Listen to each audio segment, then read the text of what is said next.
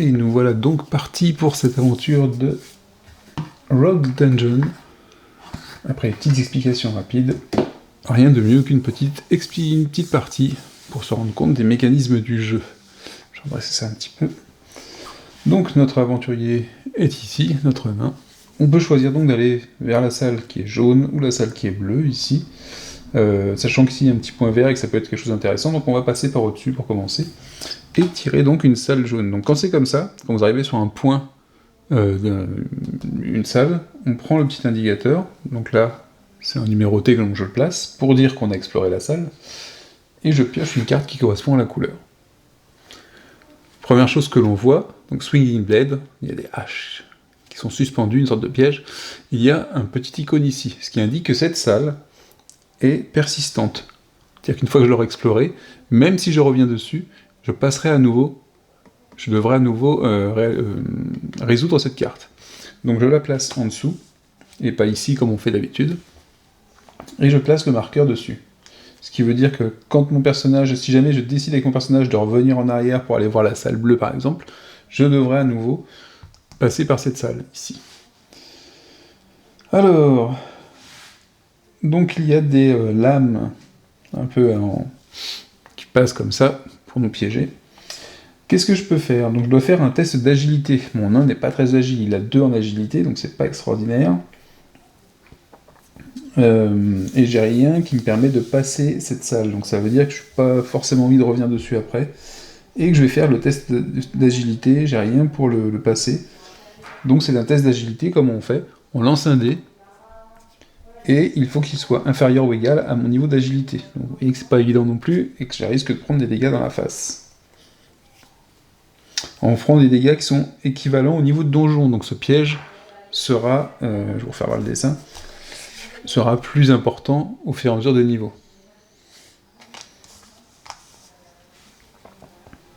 Donc autant l'avoir tout de suite en niveau 1. Et je fais 4, donc c'est supérieur à mon niveau d'agilité, donc je prends un dégât. Je passe déjà à 4 points de vie. Une aventure qui commence plutôt bien. Et je laisse la carte en dessous. Alors, vous ne le voyez pas forcément, je vais remonter ça. Hop, comme ça on laisse les pièces qui sont permanentes juste ici. Mon aventurier est ici, donc là je pourrais décider de faire une phase de repos. J'ai perdu qu'un point de vie, je vais pas le faire, je vais pas m'embêter. On va continuer. Donc je continue à circuler et je vais arriver dans une pièce qui est rouge. À ce moment-là, je place un marqueur rouge. Là, en rouge, on sait qu'il n'y aura pas de salle persistante. Et je prends une carte avec la petite gemme rouge. On rencontre, qu'est-ce qu'il y a marqué? Il y a marqué qu'on pioche un monstre et on résout le combat. Vous voyez, à travers la porte, la main qui sort de la porte. Très cool comme illustration aussi. Un monstre de niveau 1. Qu'est-ce qu'on obtient? Un zombie. Un joli zombie. Donc le zombie de niveau 1 nous donnera un point d'expérience quand on s'en débarrassera. Ici, il y a des indicateurs compris des objets qui permettent de s'en débarrasser, mais a priori, moi j'en ai pas. J'ai quelque chose pour les momies, mais pas contre le zombie. Il a 3 points de vie, c'est quand même assez balèze pour un niveau 1. 6 pour le toucher, c'est un peu plus cool déjà. Donc on va le placer dans cette zone-là. On lui met ses 3 points de vie, et on va commencer le premier round. Donc j'ai au cas où, si ça devenait trop dur, j'ai mon casque pour éviter de prendre des dégâts, j'ai des points de chance pour relancer mon dé, si j'ai besoin, si je trouve que je suis trop juste, et je peux dépenser une chance pour faire 2 dégâts. Donc la première attaque, je lance mon dé, je fais 7, auquel j'ajoute ma force, parce que j'utilise ma pioche là ici qui nécessite la force. 7 et 3, 10, c'est au-dessus de 6, et je lui fais 1 point de dégâts. 1 point de dégâts parce que je n'ai qu'une seule arme associée à ma force, donc ça fait 1 point de dégâts, il passe à 2. Et c'est parti pour un nouveau round, il n'a pas de capacité spéciale, donc je n'ai pas de risque là-dessus. Je fais un 10, réussite automatique. Je ne me pose pas la question si c'est une réussite automatique, même si le monstre avait en fait un niveau plus important, c'était une réussite automatique. Donc je lui fais encore 1 point de dégâts, et là éventuellement ce que je vais faire c'est que je vais dépenser, quoique non, peut-être pas, non, allez, 1. Il passe à 1. J'aurais pu dépenser 1 point de chance pour faire 2 dégâts avec ma pioche, mais je le fais pas, je me dis que 6 ça doit pouvoir passer même si je me prends encore un point de dégâts. et je fais 7, tranquille. On élimine le zombie. Donc le zombie est éliminé, ça signifie deux choses. Je vais tirer une carte loot, donc je défausse le zombie, une carte loot et un point d'expérience. Donc un point d'expérience, hop, et une carte loot. C'est ce qui nous intéresse aussi dans le jeu, c'est de récupérer des choses. Throwing Blades, donc vous voyez cette arme-là, des lames à lancer en fait, des couteaux de lancer, elle est de type agilité, qui n'est pas ma compétence primaire. Donc ça veut dire que celle-là, elle va pas augmenter mon nombre de dégâts.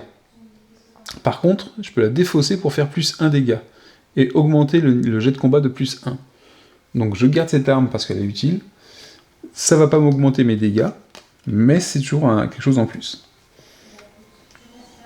Pour augmenter les dégâts sans perdre de points de chance par exemple. Donc un loot finalement assez intéressant. On a fait cette salle rouge, on va continuer dans la salle suivante, là on n'a pas trop le choix, il n'y a pas de choix de chemin. On arrive et c'est une salle verte. Qu'est-ce qui nous attend dans ce genre de salle? Hop, je place l'icône et je prends une salle avec l'icône vert. Alors, un labo d'alchimie. Alors, donc on trouve une potion et on la boit. Parce qu'on s'appelle Perceval, dès qu'on voit une potion, on la boit. Je lance donc un D10. Alors ce qui est intéressant sur cette carte, il me semble que je l'ai déjà eu, c'est que on peut pas savoir ce qu'on va obtenir. Je regarde pas trop la carte, je fais lancer le dé, c'est pas forcément le plus fort qui donne quelque chose de bien, pas forcément quelque chose de faible qui donne quelque chose de pas bien. Je crois que c'est un résultat sur deux où c'est un peu bien mélangé, et ça je trouve ça bien, ça réserve la surprise. Parce que souvent on se dit, dès qu'on voit le jet de dé, on sait que c'est pourri parfois. Et là ce n'est pas le cas.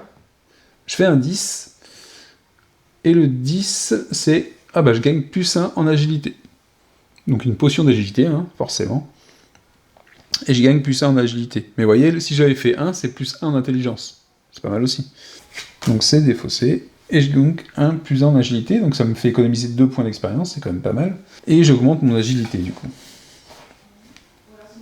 Et voilà, vous voyez que les salles vertes sont plutôt à tendance sympa. On arrive à nouveau sur une salle jaune, donc là c'est la numéro 2. On va mettre le marqueur si jamais c'est pas une salle persistante. Pour dire qu'on l'aura exploré, et une salle jaune. C'est une salle persistante encore. Cave in. Des pierres assez larges nous tombent sur le coin de la figure, enfin plutôt s'effondrent. Il faut faire un test d'agilité. Alors j'aurais pu passer le test si jamais j'avais eu un parchemin de transmutation de la pierre en boue. Et oui, ça aurait amorti notre chute. Vous voyez que c'est des trucs assez thématiques, et ça j'aime beaucoup. C'est pas grand chose, mais c'est juste ce qu'il faut, c'est-à-dire que tout ce qui va, le fameux sort qui permet de transformer la roche en boue, vous permet justement de vous amortir la chute pour ça, mais permet également contre les golems de pierre de faire quelque chose, et ainsi de suite. Et ça, je trouve ça super cool. Je pense qu'il n'y en a pas encore assez, mais c'est déjà super cool d'avoir ce genre d'idée. Donc là, il faut faire le test d'agilité, j'ai bien fait d'augmenter de 3 mon agilité il n'y a pas longtemps, mais c'est quand même, il faut que je fasse quand même 3 ou moins sur mon jet de dés, ce qui est quand même pas facile. Et si ça rate, je vais prendre des dégâts équivalents. Donc déjà, je replace ça, parce que c'est une salle permanente, ça veut dire que si je repasse dessus...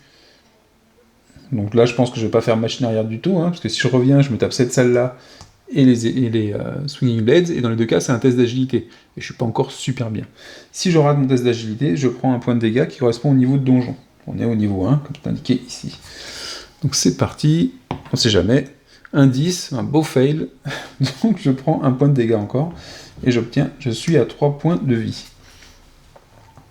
Donc là j'ai le choix, soit je vais sur la salle rouge qui est juste à côté, en dessous, pour revenir sur la bleue éventuellement, hein, ça m'évite de repasser par au-dessus, je pourrais faire ça, soit je vais à la salle numéro 3, l'autre salle jaune qui est au bout du couloir. Sachant que les salles rouges potentiellement c'est des rencontres, mais ce qui nous donne des rencontres, ça nous donne aussi du loot, et ça peut être toujours intéressant. Je pourrais toujours réduire les dégâts avec mon casque si j'ai besoin. Allez, on va essayer de se faire la petite salle rouge. Donc je remets un petit marqueur rouge. En termes de marqueurs, j'ai largement assez. En fait, j'ai ce qu'il faut comme marqueurs qui vont correspondre au maximum des différentes salles que je peux trouver. De toute façon, souvent ce sera une violette, une rouge. Enfin, une violette, 3 rouges, 2 rouges, non 3 rouges, 3 jaunes, une bleue, une blanche. Donc une carte avec la petite gemme rouge, Pit of Despair. Ouh, j'aurais pas dû faire ça, je crois. Et voilà en fait un des points de Rogue Dungeon. Ici, on va piocher 3 monstres et résoudre le combat. Donc j'ai voulu tenter, j'ai voulu tenter de rentrer dans cette salle, et on se trouve en face de 3 monstres. Et autant vous dire qu'en face de 3 monstres, même au niveau 1, il y a des chances que je me sorte pas du tout. On va voir. On va voir ça tout de suite. 3 monstres. On va avoir Green Slim, un Slim vert, très joli d'ailleurs, que j'aime beaucoup aussi, avec 3 points de vie, 6 pour toucher et 1 de dégâts. Donc lui, ça va à peu près, on va dire. Ça va. Ensuite, un Goblin. Bon, le Goblin, ça va aussi à peu près, on va dire. C'est la somme des 3 qui risque d'être pénible. Par contre, lui, il a qu'un point de vie, donc on commencera peut-être par lui d'ailleurs. Mais ouais, c'est pas fou. Et enfin, en espérant que ce soit pas un monstre trop difficile, une guêpe géante, 1 point de vie, 8 pour toucher, ça pourrait peut-être aller. Donc là, on se retrouve dans une configuration qui n'est pas la plus joyeuse, puisque de toute façon, on va forcément taper un seul monstre à chaque fois. Alors, mais on a de quoi faire. Par exemple, on va aller attaquer le Green Slim. Pourquoi ? Parce qu'il a 6 au niveau de son attaque, ici, que je vais devoir rajouter plus 1 pour chaque monstre que je ne tape pas. Donc ça va le passer à 8, mais c'est la valeur d'attaque des 2 autres. Donc forcément, il sera quand même le plus simple à taper. Moi, en termes de points de dégâts, je vais lui faire que 1. Mais grâce à ma pioche, 1 point de chance, et grâce éventuellement aux lames que je peux lancer là, je vais pouvoir lui faire plus 1 en dégâts, et plus 1 à mon lancer de dés d'ailleurs. D'ailleurs, on va utiliser ça tout de suite. Ah, quoi que ça, c'est... Si j'utilise cette arme-là, est-ce que je peux utiliser celle-là ? Je pense que oui. Ça viendra en plus. Donc, je vais lancer mon dé, lui ajouter 1, et attaquer le Green Slim. Il faut que je fasse au moins 8. Évidemment, je fais 4. Donc là, j'ai le choix de dépenser un point de chance. Je vais le dépenser. Il m'en restera plus que 2 pour relancer mon dé. Je fais 6. Donc 6 plus 3, ça fait 9. Et cette fois-ci, je suis au-delà des 8. Donc je lui fais... Enfin, 6 plus 3, 9, plus 1, 10. D'ailleurs, tout à l'heure, est-ce que ça serait passé tout à l'heure ? J'aurais eu 4 plus 4, 8. Ça aurait été, j'aurais pris des dégâts aussi, donc je voulais l'éviter. Donc ici, je fais 6, plus 3, plus 1, ça fait 10. Je lui fais plus 1 dégât, donc je lui fais 2. Et en plus de ça, je vais dépenser un autre point de chance pour lui faire un 3e point de dégâts et l'éliminer. Donc, j'élimine le Green Slim en un seul coup. Je gagne un point d'XP tout de suite, donc ça m'en fait 2. Et je tire une carte loot immédiatement, même si j'ai encore les 2 monstres à combattre. Je tire la carte loot tout de suite. Ça, c'est un truc qui est cool.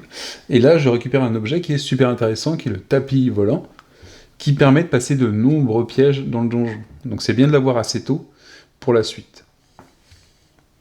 Donc il se met dans notre sac à dos avec le reste. Et je fais face aux 2 autres monstres. Donc déjà, les 2 autres monstres, ils vont avoir un bonus que de plus 1. Alors, par contre, ça, c'est défaussé.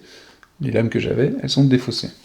J'ai 2 en expérience. Ils me permettent seulement, pour l'instant, d'augmenter potentiellement mon intelligence. Donc c'est pas le truc que veut faire le nain tout de suite, augmenter son intelligence, c'est pas son objectif immédiat. Donc on va aller taper soit le gobelin, soit la guêpe géante.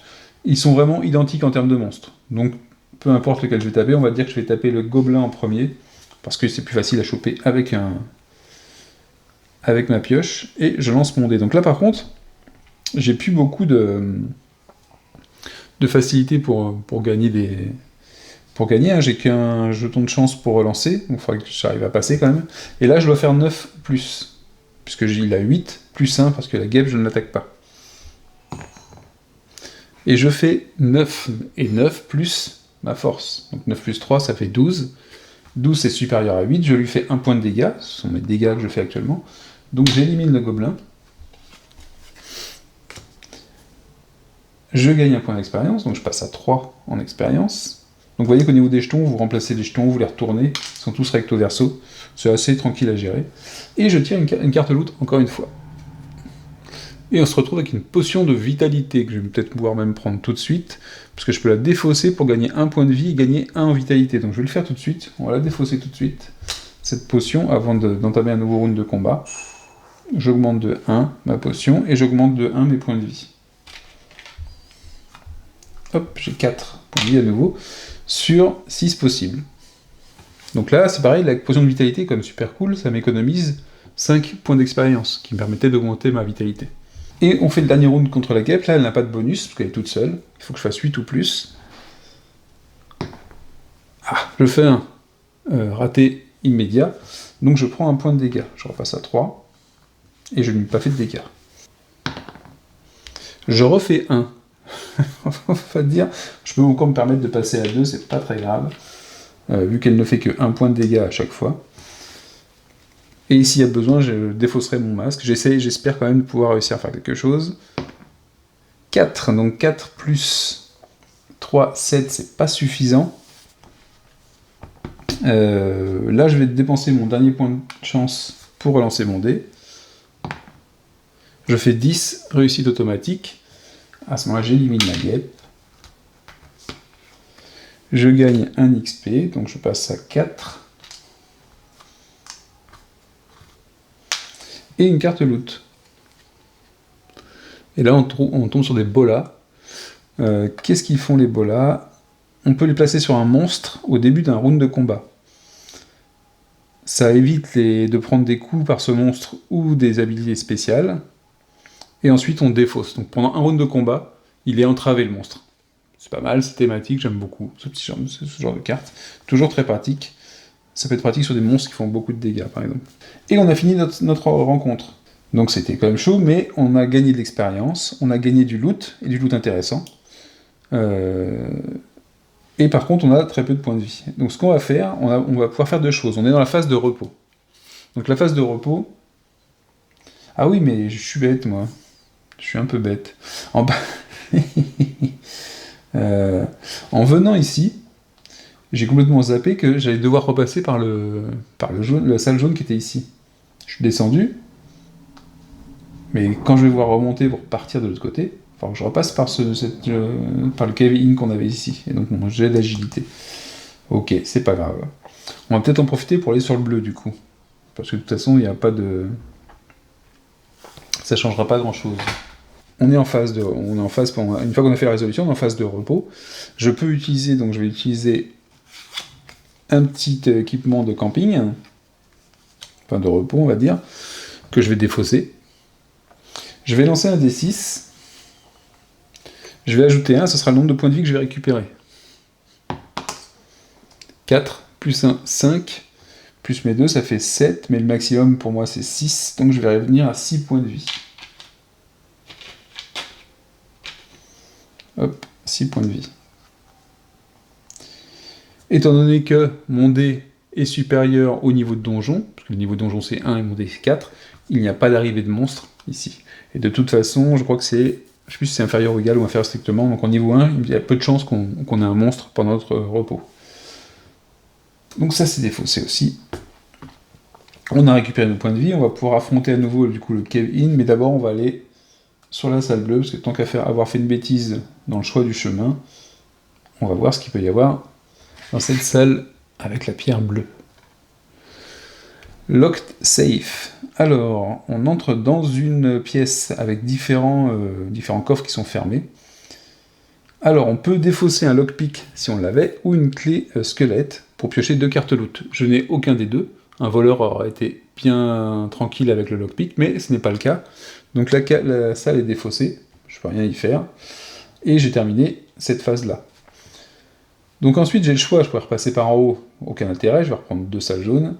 Donc, on repasse ici, et je suis obligé de m'arrêter sur la salle persistante numéro 2, Cave In, et de refaire le test qui est indiqué dessus. Donc j'ai toujours pas, entre-temps, récupéré le parchemin pour transformer la pierre en boue, donc je vais devoir faire un test d'agilité, et potentiellement perdre un point de dégâts, un point de vie. 8, je rate mon test d'agilité. De toute façon, j'ai plus de chance pour le faire. Donc je perds un point de vie. Je repasse à 5.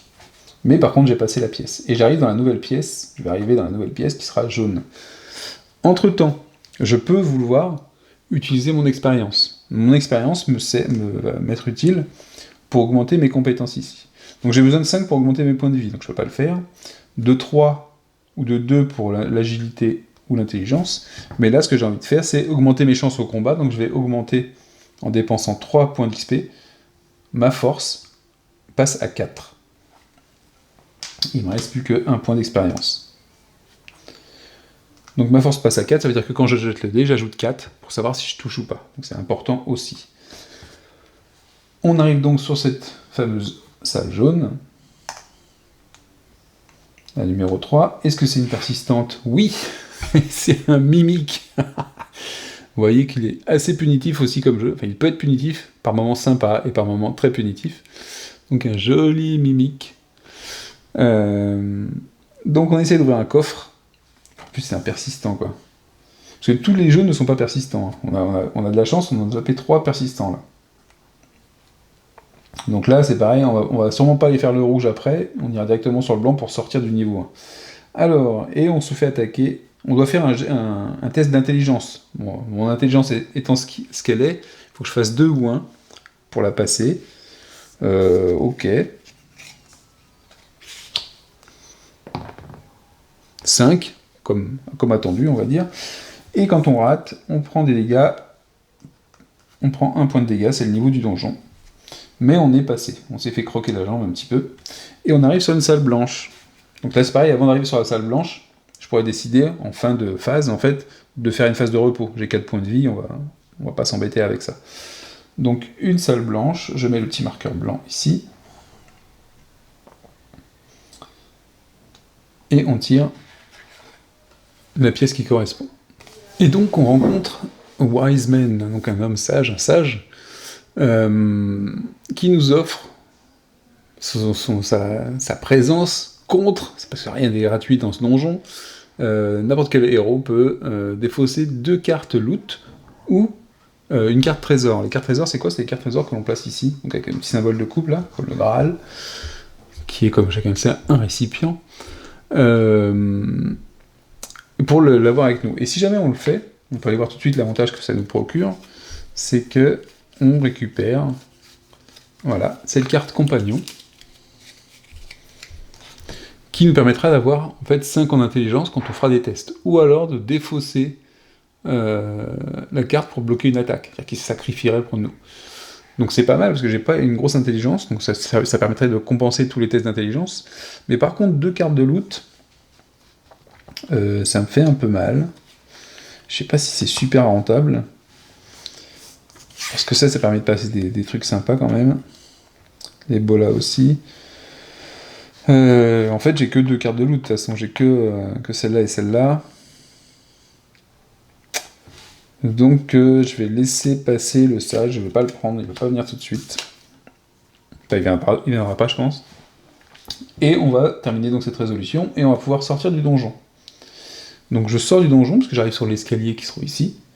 Une fois que c'est fait, une fois que j'arrive sur l'escalier, je vais déplacer mon petit marqueur, je retire tous les marqueurs qui sont ici, parce qu'ils vont me servir pour le niveau suivant.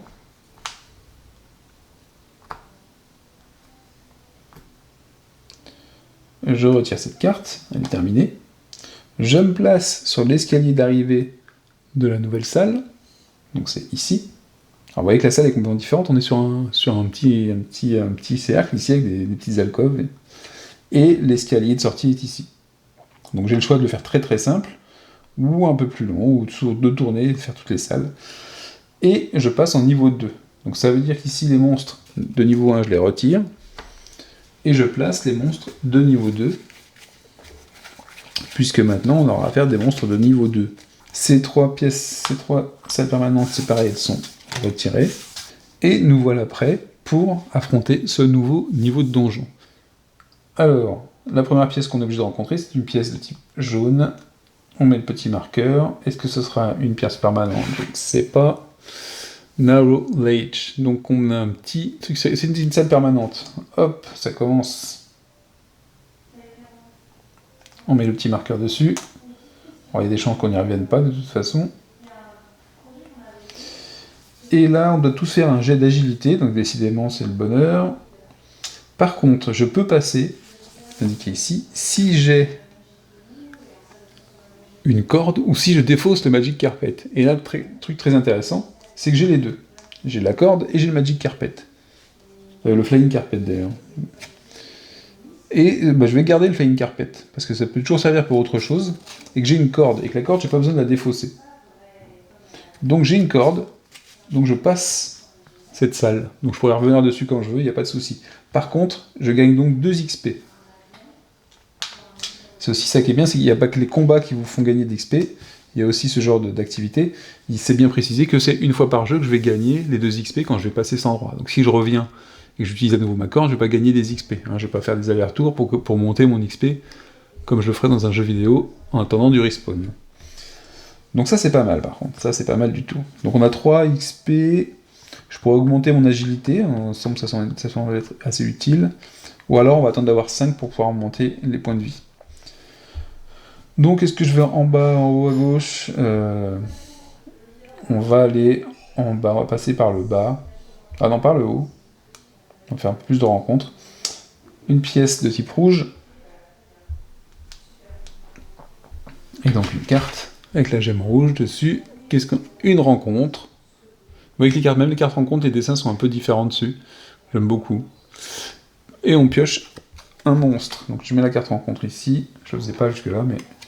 Et le monstre, c'est un guerrier squelette. Donc vous voyez son niveau 2, puisqu'on est sur des monstres au niveau 2. Une illustration bien sympathique. Et il a 4 bras. Qu'est-ce que c'est que ce squelette? C'est un squelette de quoi, ça? Alors, il a 2 points de vie. Par contre, pour le toucher, il faut faire 10. Donc vous voyez qu'on a déjà changé un peu le niveau d'exigence de ces trucs-là. Je pense que ça, c'est une fiole d'eau bénite. Dessus, il y a un parchemin, je pense, pour rejeter les morts vivants, à mon avis. J'ai rien de tout ça, donc on va faire l'attaque classique. Est-ce que j'utilise mes bolas? Il fait 2 de dégâts, hein, s'il me touche. On va essayer de faire le premier jet comme ça, peut-être. Allez, on fait le premier, on n'utilise pas les bolas tout de suite. On utilisera au prochain tour s'il y a besoin. Je jette mon dé. 7 plus 4, ça fait 11. 11, j'ai dépassé sa valeur complètement, donc je lui fais 1 point de dégâts. Je suis toujours à 1 point de dégâts de mon côté. Donc il passe à 1. Et on passe au round suivant. Pour l'instant, ça va.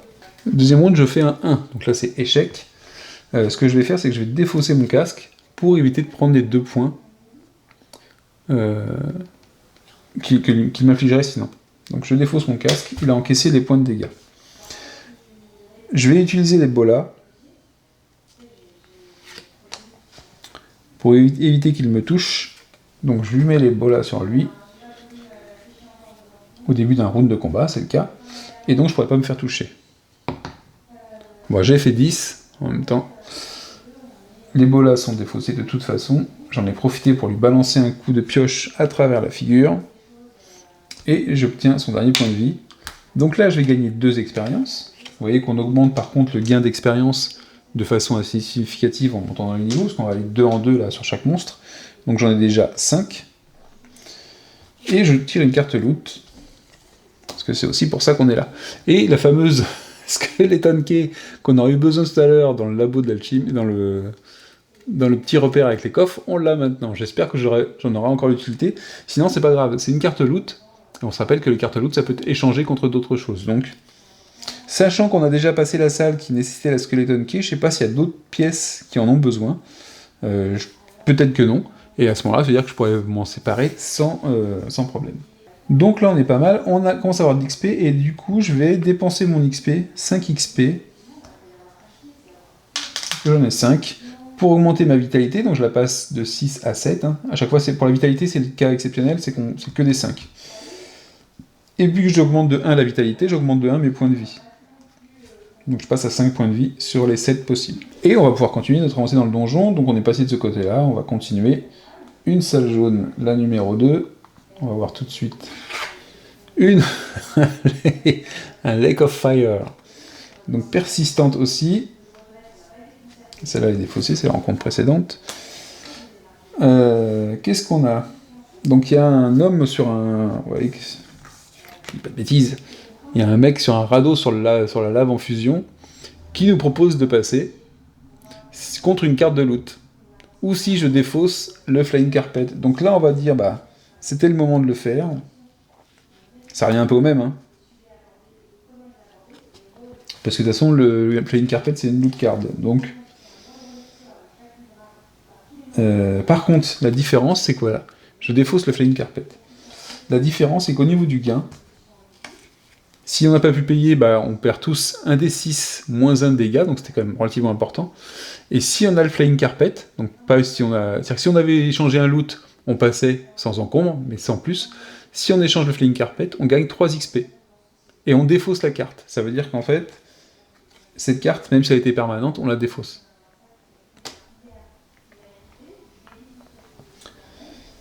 Donc c'est pas mal quand même. Et ça veut dire qu'on peut considérer qu'elle est passée.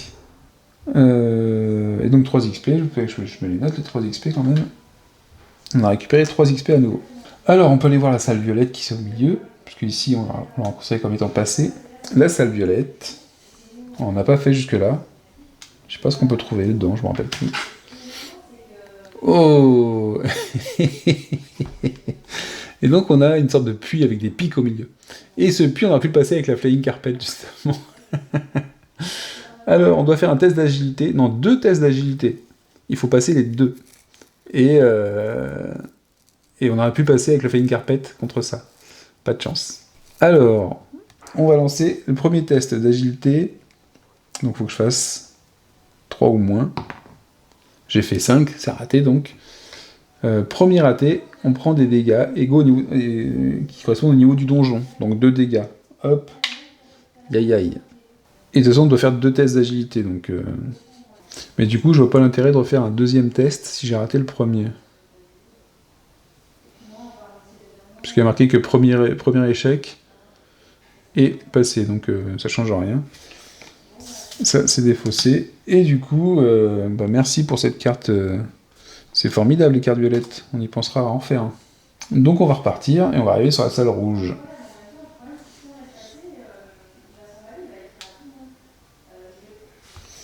Alors, avant de faire ça, est-ce que je ferais pas un campement pour me récupérer des points de vie? Voilà, les salles rouges. On verra. Une rencontre. On pioche un monstre de niveau 2 et on tombe sur le Direwolf. Donc lui c'est pareil, si j'avais eu de la viande, j'aurais pu lui balancer, mais j'en ai pas. Donc il a 3 points de vie. Et il fait un point de dégâts, donc bon, pour l'instant ça va. On n'arrive pas à faire beaucoup de dégâts, nous, on n'a pas eu beaucoup d'armes de ce type-là. Premier jet, un échec. Donc on se prend 1 point de dégâts, on tombe à 2. Je sens que ça va, on va s'abréger rapidement les souffrances. Et surtout que j'ai rien pour contrer ça de toute façon maintenant. Donc j'ai pas trop le choix. 4 plus 4, 8, c'est pas suffisant et on reprend 1 point de dégâts, il ne reste plus que 1. Et bien on va dire que c'est le dernier jet, je pense. 9. Ah, on lui fait 1 point de dégâts. Donc il passe à 2. Bon, on n'est pas encore tiré d'affaire quand même. J'ai vraiment plus rien. Ah, j'ai plus de chance, j'ai plus rien. Je peux échanger, je crois, contre 5 XP, avoir un point de chance, mais j'ai pas assez encore. 2, cette fois-ci, le Direwolf nous a croqué, puisqu'on a c'était notre dernier point de vie, et on meurt dans d'atroces souffrances au niveau 2 de ce donjon. Donc vous voyez que le jeu peut être super gratifiant par un moment avec le loot, on arrive à passer des salles avec le tapis volant ou avec de la corde et des trucs comme ça. Et puis tout d'un coup, peut-être aussi parce que j'aurais dû faire une phase de repos finalement avant de continuer, j'ai pas voulu la faire, j'ai dit tiens on va tenter le truc, et finalement vous êtes plutôt assuré le coup de temps en temps. Moi je voulais encore attendre le niveau suivant pour utiliser mes équipements. Mais bon. Donc en tout cas, à noter que j'aurais dû, dans ma partie, utiliser, j'ai pas pensé, mais cette compétence pour forger une armure, ce qui me permettait j'aurais pu récupérer le casque que j'avais défaussé, pour finalement le récupérer, en défaussant cette carte-là, pour reforger une sorte de casque, et potentiellement continuer à faire un round de combat supplémentaire. Donc du coup, j'ai pas fait attention, parce que, évidemment, quand on nous présente une vidéo, il y a des choses auxquelles on ne fait plus trop attention, mais j'aurais pu retarder l'échéance, et pourquoi pas passer en faisant un peu plus de dégâts. Voilà, c'était un petit aparté pour dire qu'il y a effectivement le lancer de dés, de toute façon, qui viendra un moment, quand on n'a plus de cartes, plus de possibilités, qui sera inarrêtable, mais qu'il y a quand même pas mal de moyens prévus. La compétence suivante, j'y étais pas encore, j'étais à 4, c'était pour refaire une arme, donc de toute façon... Ah, et en plus... Ah non, en plus pour les armes, c'était un peu différent, c'est que celle-là, on défaussait... soit en prenant une carte arme de la défausse, soit du deck de cartes spéciales. Donc ça aurait pu être sympa, mais je n'étais pas encore à ce niveau-là. En tout cas, on aurait pu retarder un peu l'échéance par rapport au loup-garou. Vous avez une bonne représentation de ce qu'est Rogue Dungeon.